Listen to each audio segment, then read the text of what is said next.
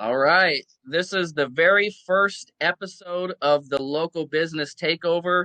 And my name is John. I own Kingdom Marketing Lab. We provide you with all your marketing needs as far as QR codes, building a following, anything social media, we got you covered.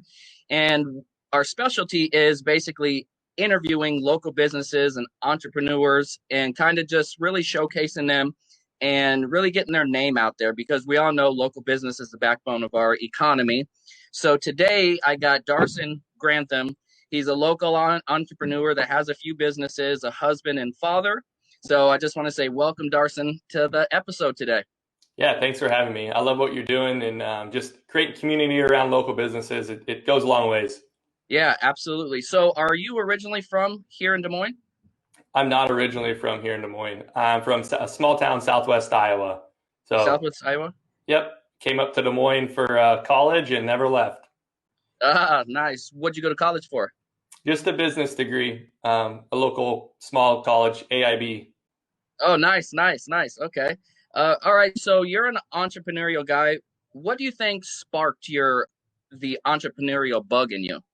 I love that question because I listen to a lot of podcasts, watch a lot of YouTube, and it's a very common question. And there's definitely not an answer for it for one, like just unanimously. It's per each person. For me, it was down deep at the very beginning. I can remember, selling lemonades, doing lemonade stands, selling sunflower seeds, just buying something for less and selling it for more. And Sure. I did it a lot. I did it as a kid growing up. I had a lawn mowing business. I did that, providing a value to someone and getting paid for it, and figuring out what the difference is, and that's what you make. Sure. Yeah, my mom was a beautician, so she had her own business, and it might have had an influence, but man, I don't remember a trigger getting pulled or anything. I just knew I like the arbitrage of buying something for less and selling for more. So what I'm hearing is it's basically in your DNA. It's got to be of some capacity. I just think that you can learn it. Don't get me wrong. It's not easy to learn, but you can learn the process of how to do it. Mm-hmm. But if you were doing it in high school or elementary, sixth grade, I can easily remember trying to sell trading cards. That was something we did all the time. So in some capacity, it's in me or a person. Right. Yeah, I can totally vibe with that too. When I was growing up, I really didn't know anybody that was in or had a business in general. And then my grandma, I used to go down to Florida every summer, and she had her own cleaning business. And she always used to tell me, she was like, don't work for somebody, find something you like to do and learn how to make money from it. I was like, okay. And I just seen her hustle. And I'm like, man, I want to be my own boss. I want to make the money that like she's doing, So that's what sparked it in me. And then it kind of just snowballed from there. And then I got to be a like personal development junkie. I love me some personal development. And that just really just sparked my DNA almost. Just knowing that I have the power to control my own destiny is huge. Yeah. So that's kind of where it started for me. Let me ask you this. Who are some mentors or some like books or philosophies that you live by? That's so I'd say mentors lightly, like Gary Vaynerchuk is a big one. The very first book that I read or listened to on audiobook that like really spun my head into thinking like you have the power to do anything was Darren Hardy's Compound Effects. Yeah. It just, I can remember just listening to it. And I'm like, okay, so I have the decision. I have the choice to be good or be great or be okay. And you pick it. It's up to you. So that was from the very beginning. But I think it's wrong to follow anyone wholeheartedly of just like, this person does everything right, follow everything that they do. I just don't believe that's a philosophy that anyone should follow. Sure. Okay. Well, I can definitely agree with you. I love me some Darren Hardy, especially Gary Vaynerchuk. I love that guy. He just speaks the truth and it just resonates, right? Yeah. And his what I love about him individually is he seems to care, whether it's true or not. I don't know him personally, but he wants to give more than he takes. And like someone that is that way, like I just want to surround myself with that content, that knowledge and philosophy. So Sure. hope it rubs off. Yeah, no kidding. Okay, so back in 2016, you started a company called the Mosquito Eliminators, and that uses green products, which means there's no chemicals or like it's used to eliminate mosquitoes in the yard. Is Yep. that Yep. how did you come up with that idea? Yeah. I listened to a lot of podcasts, and it was a marketing podcast by someone from down in South Carolina in 16. Hmm. And they had a company and they sprayed mosquitoes, and they were talking about how they marketed that company. Uh-huh. And that was the year of the Zika virus, if you remember that. Yep. And it was how they, made a really killer marketing copy, right? And I was Sure. like, okay, that's interesting. I Googled because I just sat out with my wife on the patio and we got ate by mosquitoes. And I was like, is there anyone in Des Moines that does that? So I looked it up and I couldn't find anyone. I could Google search it and nothing. And I was like, well, how hard could it be to start a pest control company? So I Yeah. kind of looked into it, and I think startup cost was like $800, and then I had to take a test. And at that point, I was like, well, the worst that could happen is I get my own yard sprayed and I don't have any mosquitoes. And the best case Right. is like I get paid a little bit to have a part-time job doing this. Sure. And so that's where it started. And it gave me, at the time, I had a W-2 job where I didn't get to really do fun, creative marketing stuff. And Sure. so that gave me the outlet to go home for my W-2 and actually put time and energy into a business where I could directly impact the outcome of my paycheck. I I love it. So you found it, you found something you needed, you Googled it, it wasn't there. So you had the wherewithal to go start it yourself and do something on your own. That's fantastic to me. I love it. Yeah, it's fun. I mean, it, I look back and like it was naive of me to think that I could grow the business really big with the time that I had of my life to put into it, because Sure. I didn't have that much time. I just was able to, just spend the little time that I had growing a little business. And yeah. And then the green side of it, there still isn't very many pest control companies that do things in a green way. My Sure. family and I are very holistic, if you will, and like the chemicals, the bad stuff you put in your bodies are around us. I think that there's a way to get around that, and it doesn't work as good as true chemicals do. Like it Sure. won't kill the mosquitoes for as long, but it still works pretty good. And the price point is pretty similar. It's probably even less than a lot of the bigger companies charge, but it's good. How long does it last? Yeah, 14 to 21 days is how long it'll last. So basically you need it around once a month or so? A little bit more than once a month. Yep. Okay. So the way the mosquitoes work is their life cycle is anywhere from from egg to adult in 7 to 28 days. So if you think about it, the more adults that you have, the more eggs that they're laying. So Sure. if you can kill the adults, and then the eggs that hatched in that time that you killed the adults, if you kill them quickly before they lay a bunch of eggs, Sure. it's almost exponentially bringing down the possibility of bad mosquitoes. So Right. if you do like up front, you want to do it pretty quick, every 2 weeks for maybe 2 or 3, and then you could do it monthly and probably be okay. But again, the name is misleading. It is the Mosquito Eliminators, and we eliminate mosquitoes, but not all of them. Like you just Sure. can't get all of them. Sure. So, yeah.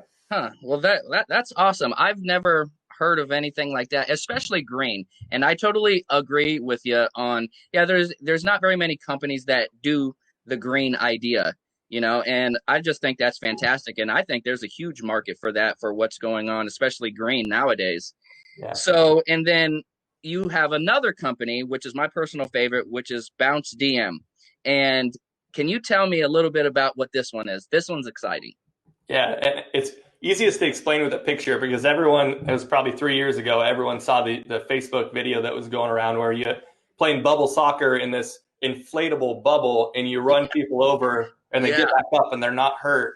And that's what it is. I have 32 inflatable bubble balls is what we call them.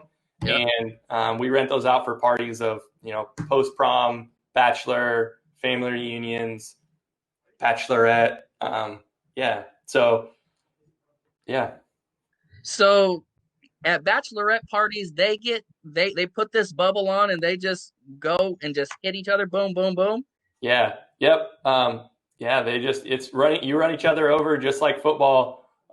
Usually play some type of soccer or, tag of some capacity, but yeah, they'll get in there.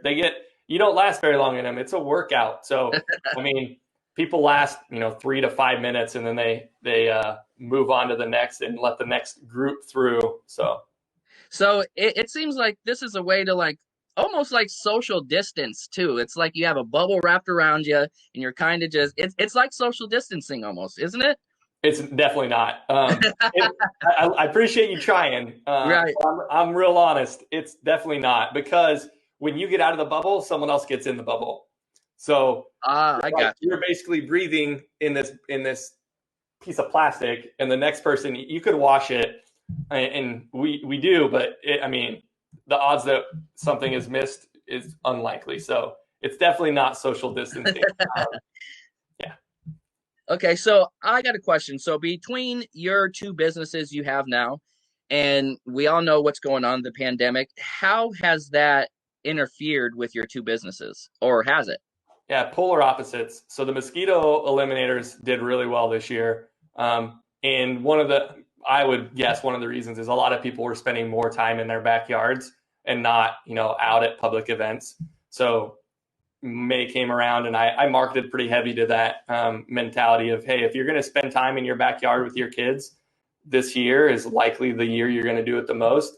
Like, pay some extra and make sure you're not bit by all the mosquitoes. And then the bubble balls are the exact opposite. I went from 20K gross revenue last year, 2019, to $500 this year. I had one event scheduled. So with this Bounce DM, is this a franchise or is this something that you came up with on your own? Yeah, first, I appreciate you thinking it's a franchise. If you checked out my website, like, that means it looks decent. Sure. But no, it's not a franchise. There is 2 or 3 franchise companies that you can buy their franchise fee and do all that. And I actually looked at it both with this business and the mosquito business.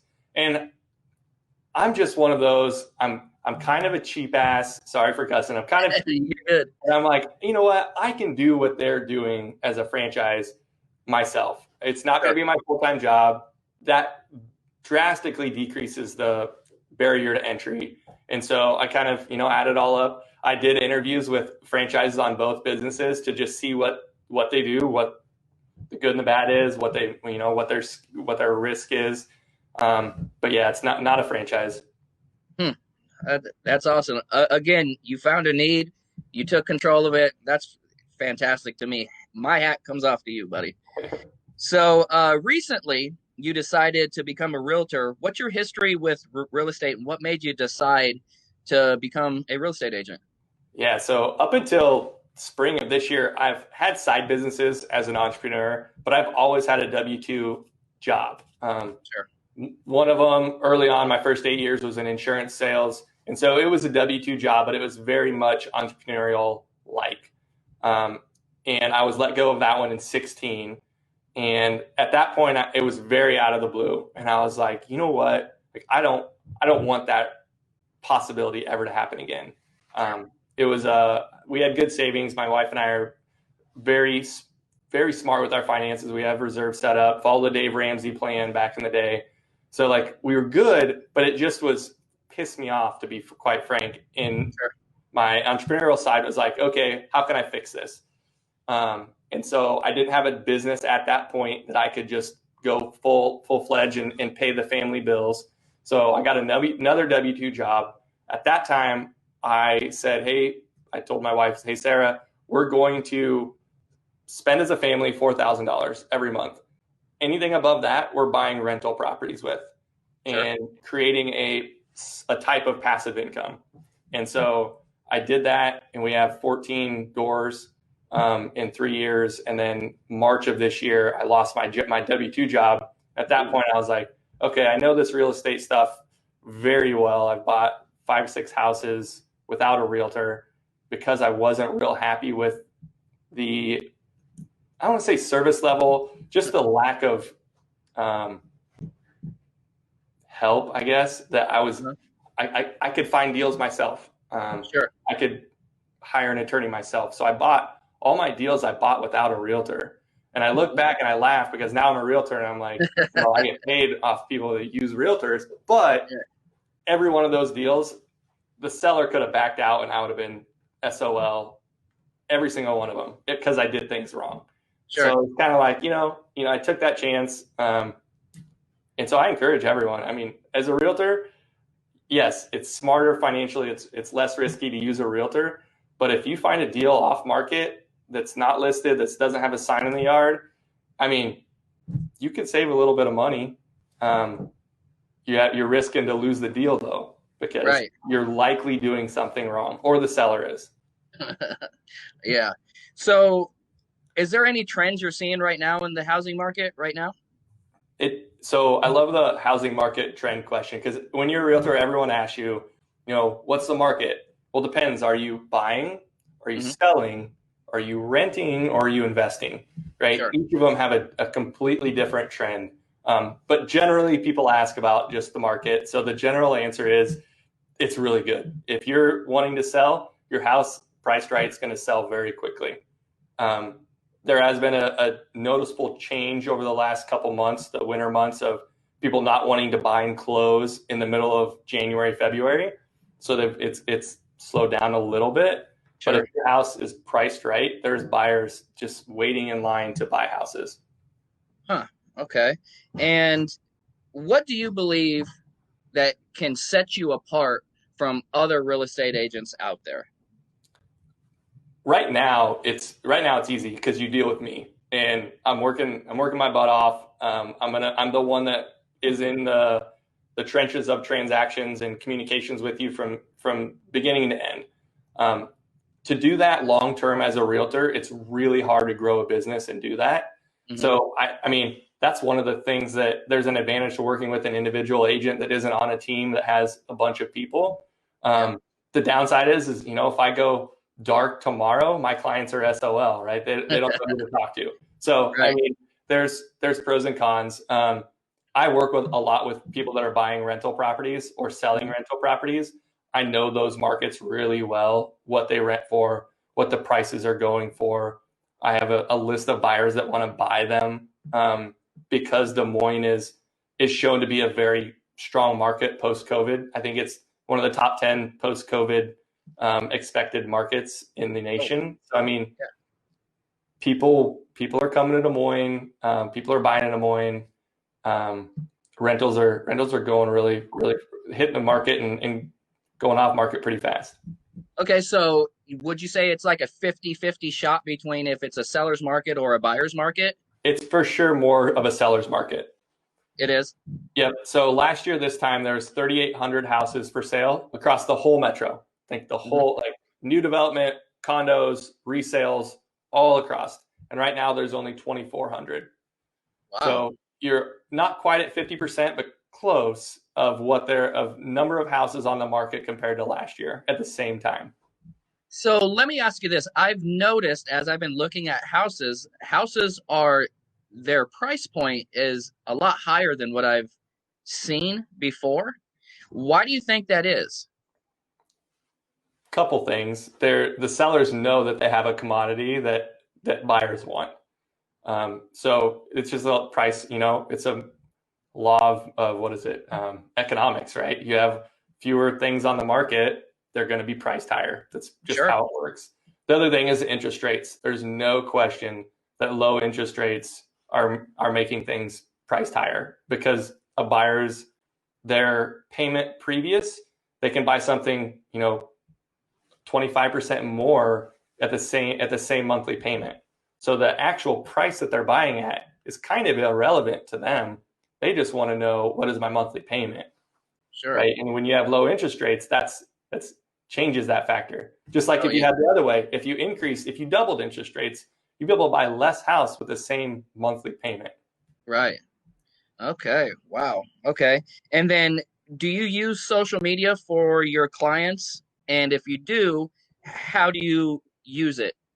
Yeah, so all the two businesses, so Mosquito Eliminators and the Bubble Balls, I have pages. I don't do a lot for the Bubble Balls. I haven't done any this year just because of the COVID. I'm not spending money on a dying horse right now. Um, the Mosquito Eliminators, I spend money between April and June, a lot of money on advertising, Google AdWords, Facebook ads, because that's usually when people will sign up for a mosquito eliminating product or service. You don't sign up. You usually don't sign up in July or August. It's just not how it works. Right. So that's how I've used it. Then on the realtor side, a lot of the marketplaces, the Facebook groups, you post houses for sale. You any listings you put in for sale in those groups, and you can see how many people see it, and that goes a long ways for the sellers to show, yeah, your house is listed on the MLS, the multiple listing service, which is what everyone sees on Zillow or whatever. But you're also getting out in the Facebook marketplace world, which is just a different set of eyes, a different algorithm of people that get to see your product. Right. Awesome. All right. And then have you had any challenges when it comes to using technology for your marketing? Yeah, everything's a challenge. Just because you always want to try to get better. Sure. My personal with the realtor business on my individual marketing, my name and my skills and me as a realtor, I've struggled a little bit with the content and the scheduling of what I should send out and how I should send it out. Should I use my personal page? Should I use my business page? I do a lot on Facebook stories on my personal page because I haven't so far, just being in the business for 6 months, I haven't done a fantastic job of telling the inner people that actually already know, like, and trust me, my friends. I Right. haven't told them like directly that I'm a realtor. I haven't sent out any mailers. So that has brought some business of just people knowing, hey, Darson's a realtor. Like I've had two careers in the past that has not been a realtor. So for them to just know that, that's helped. But Facebook stories, it's fun. So I walk through a lot of really crappy houses because I work with investors that are going to buy them, put money into them, and flip them and sell them. And so I walk through a lot of just really ugly, disgusting houses, and it's kind of entertaining. It's almost like the YouTube channels that they what do they call them? Reaction videos, right? Yeah. Where someone watches a show and you're just literally just watching them react. It's Yeah. kind of like that when you walk into a house that smells so bad you can probably smell it through the video. And yeah, so that's been fun on the stories. Wow. All right. So let me ask you this. What are some words of advice or maybe do's and don'ts that you would pass on to other entrepreneurs looking to dive into the real estate world? Both real estate and any entrepreneurial venture, limit your front end spend. So your possible loss, try to limit that as much as possible. Almost any business can be started for under $1,000. Like of some capacity, any business can be started that way. So I don't recommend anyone quitting a W-2 job or something where they're paying bills with an income source that they're paying bills with to start something entrepreneurial. If you haven't already done it part-time in the twilight hours or the early morning hours, you should always use those hours to make sure that that's a business that you really like to do. I gotcha. Okay. Well, this is the conclusion, but so for all you guys out there watching, if you need your yard sprayed, get those mosquitoes out of there, call Darson. He'll hook you up. You want to have your kids run out of energy pretty quickly? He has another business called Bounce DM. I'm telling you, it'll get them tired and ready for bed. He got your housing needs covered, whatever you need. He'll have you covered too. He comes with compassion. I know there's a lot of real estate agents out there that are just out there for the paycheck. And I've had that experience before too, and I felt it. But Thank you so much, Darson, for coming on here and telling your story, letting everybody know about your local businesses and everything you're doing for the community. I really appreciate you hopping on here. Yeah, likewise. I appreciate what you're doing on just all of your local marketing and just helping small businesses. Like you said, the backbone of our economy, there's no question that is local businesses. And in times like this, marketing and storytelling through marketing, it goes a long way. So thank you. Awesome. All right. Well, we'll chat soon. I know that, but this is the end of the local business takeover with Darson Grantham. I hope you guys enjoyed, and we will be back with another video soon. Thank you, guys. Thank you.